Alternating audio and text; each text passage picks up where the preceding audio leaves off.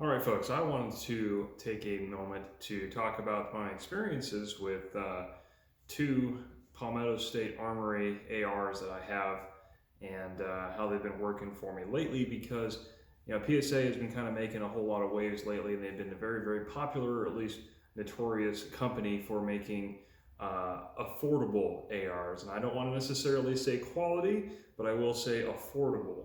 And there is definitely a difference and an entire spectrum as to what end they tend to be on depending on the certain product. Because they do have a lot of different lines, like their premium cold hammer forged FN barrels, quote unquote. And there have been some debates on whether or not they actually are FN produced or not, but that's getting a bit into the weeds. I'm mostly just going to cover what I have and what I've shot and what I've seen. So yeah, we'll just get right into it, and we'll start off with my pistol version, which is right here. This is a PSA complete upper lower. This is I believe a 7.5 inch 5.56 upper. Totally like, I got this because my dad was basically testing out pistol length AR uppers because he wanted to do a kind of do everything kind of rifle that could run a can on it. Well, as our research found out, shorty barrels and uppers like this don't really they don't cooperate too well with a lot of suppressors, and the reliability tends to suffer quite a bit on a DI upper like this one. So ultimately, we just ran into a lot of issues, even working this unsuppressed. So he ended up going with 300 blackout upper from PSA, and that has been working for him just flawlessly. So he says, you know what, I don't really need this upper, I'm just gonna give it to you. So he gave it to me. And now I have it, I decided to put a pistol lower on it with Magpul K2 grip on it, just because I had it lying around, and I figured, well, every upper needs a lower to go with it, right? So, in my time in running this, though, I have had not a whole lot of great success with this thing. It kind of sucks, honestly. The lower is just your regular pistol lower. It's really nothing to go crazy or cosmic over. It just, it's a lower and it works. But the upper, I don't really know what's going on with it, but it never ever locks open on empty, ever.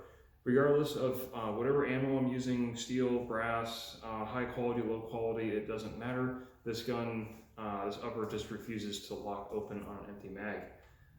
And sometimes it has feeding issues on all kinds of magazines, Magpul ones, steel one, aluminum ones like this. All kinds of magazines, it just has issues. On top of that, I am not a fan of shorty AR uppers like this. This one is like crazy loud, has a ton of flash. Even though it has a flash suppressor on the front end here, it doesn't do a terribly good job. And trying to accuracy test this thing was an absolute joke. I tested it out as far as 50 yards. I didn't go anything further than that because it was doing so poorly at 50 yards. There wasn't really a point to take it out past that. I mean, obviously these aren't meant for super long distance, but I would think even a pistol length AR like this should be able to go out to 100 with some amount of reasonable accuracy. But at 50 yards, we were getting like 6-7 inch groups out of this thing benched, which is absolutely terrible. And then also consider too, with the ballistics for 5.56 coming out of a tiny barrel like this, they are absolutely pathetic. And there is just not a whole lot of point to having a super short upper like this in 5.56. So this is entirely a novelty gun, and it has been sitting in the back of my closet collecting dust ever since. And once I get my proper 300 blackout upper, all these parts on here are pretty much going to be going to that one, because I'm probably never going to use this upper ever again. I will recycle the lower though, because that way I don't have to go out and buy another lower or go through the whole process of getting a lower. So I'm just going to recycle this one because it has worked just fine for me. Probably going to replace the trigger though, because PSA stock triggers aren't all that great. They're not terrible, but they're not great either. So shorty pistol AR like this, I don't really care for. Don't like it too much. Put that back. Now, the other PSA I have is this. This is my M forgery, as I like to call it, because I like to make it look like an M4 as close as possible. And this is a just a no fancy, no frills. They're 16-inch carbine length upper. And I got this on Christmas sale for something super cheap. I forget how much, but it wasn't more than like maybe, I don't know, it wasn't more than 180. So I got that, and I also got a lower to go with that, another rifle lower, because my other rifle lower that I have is sticking on my A4 clone, which I have a video on, my Aero Precision, and I have a A1 style grip, not an A2 style grip on that one, and I really wanted to keep it. I really want to keep this rifle in the M4 configuration, so I stuck with the A2 grip on there, and stuck with a regular 6-position regular stock on there, nothing special there. Basically didn't modify the lower at all, and then the upper put on a carry handle iron sights, a Knights Armament Milsurp rail, and a Knights Armament foregrip that has been ethically sourced. So this one has actually been working just fine for me, although I did put a aftermarket BCG in there. It's kind of blue. I don't know if that'll show up on the camera, but it has a really cool blue kind of color to it. Let me see if I can get that out.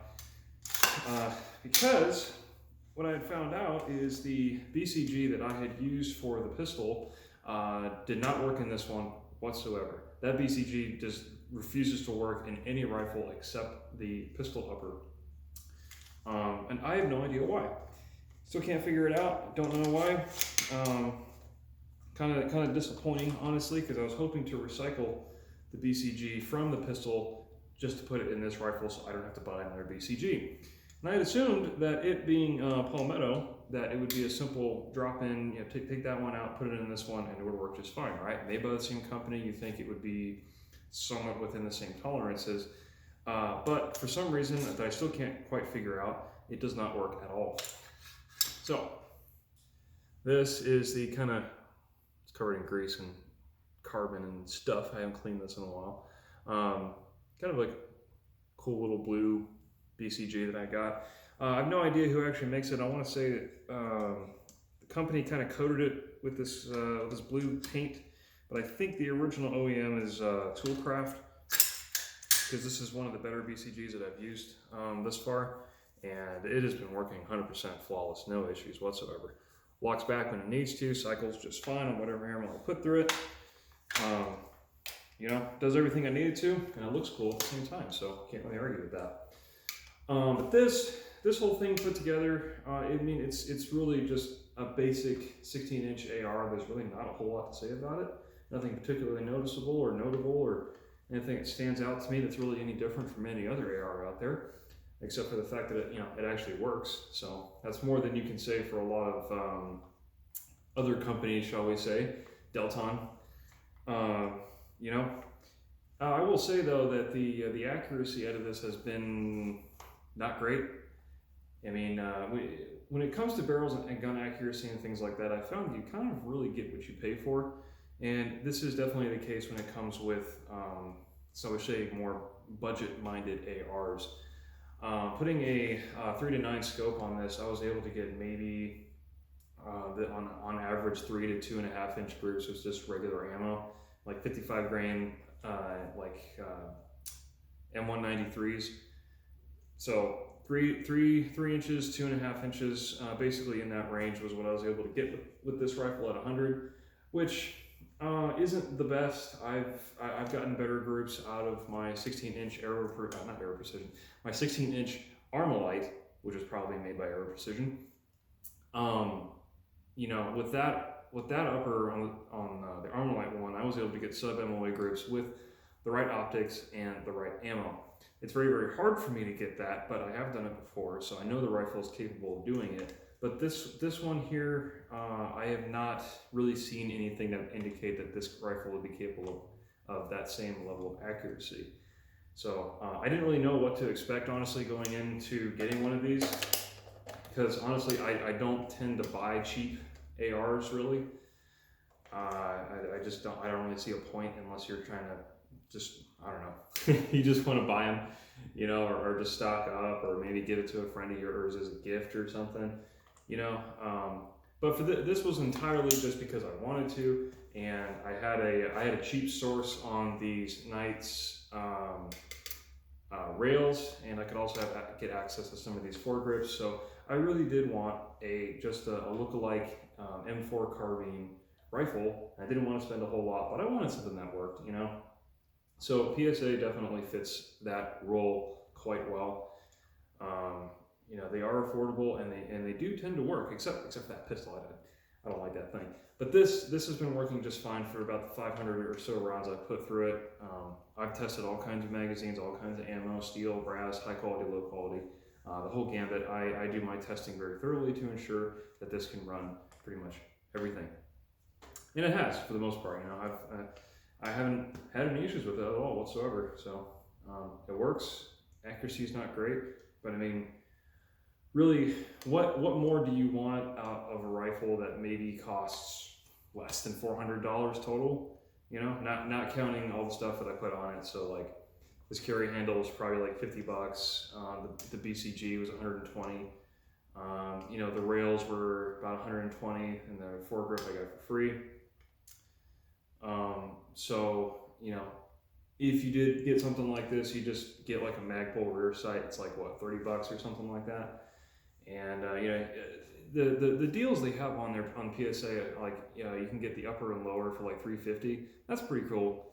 You know, that's extremely cheap for quite a capable rifle like this one. So I only hope that all of them, you know, actually are up to this quote unquote level of quality, if you want to call it that. But you know, not really a whole lot to argue with, honestly, if you have something that pretty much looks the part as much as I tend to care. I don't get into the huge nitty-gritty details when it comes to clone rifles. Like, I don't need my like barcode or cage code on the lower. I don't need it to say, you know, government property on the lower and stuff like that. I don't really care that much. I want something that just kind of replicates the same-ish look and feel. And this definitely feels like a regular M4 carbine. Maybe the barrel's a little bit longer too, but you know, whatever. Not a huge deal to me. So yeah, it works and looks the part. It was relatively affordable.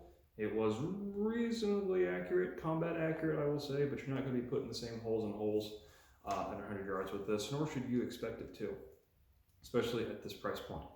So, but I am curious at some point to try out PSA's Cold Hammer Forge series, their premium uppers, and see how those perform someday, much later down the road, because truth be told, I think ARs are incredibly boring because everybody and their mother has one, then everybody has their own preferred build and things, and there's just so much stuff you can do with ARs. They're kind of like Glocks, where they're just so boring to me.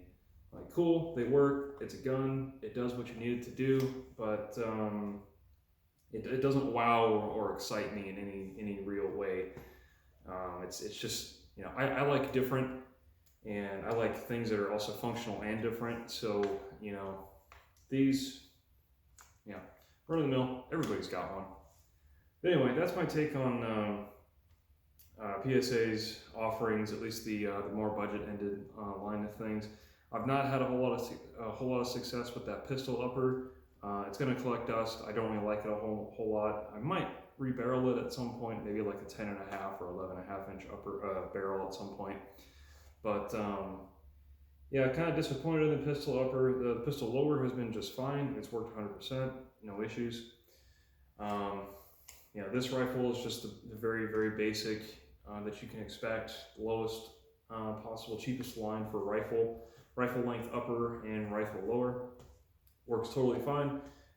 Recommended if you don't have a whole lot of money and you still want to have an AR. And you know, usually so if you're going to be at that point too, like, you know, if that's all you can get at the time, you're probably not worried about putting the same hole in a hole at 100 yards anyways. You just want something that'll work and put holes in things at the ranges that you need them to be put holes into.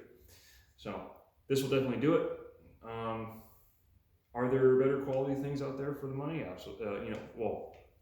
Better quality things that you can purchase later from different companies. Absolutely, there is. Absolutely. Really, the sky's the limit when it comes to ARs. You can spend $3 or $4 or $5 grand on a really Gucci AR if you want to, but you can also settle for this sub $400 AR as well. So overall, I think PSA does a good job. They definitely fill a good niche, and they keep the rest of the market honest by offering very, very competitive pricing on rifles that, for the most part, work just fine. So that's my take on PSA, and recommend it if you're in the market for an AR and you want something cheap but still works. I mean, shoot, go for it, man. So yeah, that's all I got to say about that, and we'll see if we have any more updates on these later.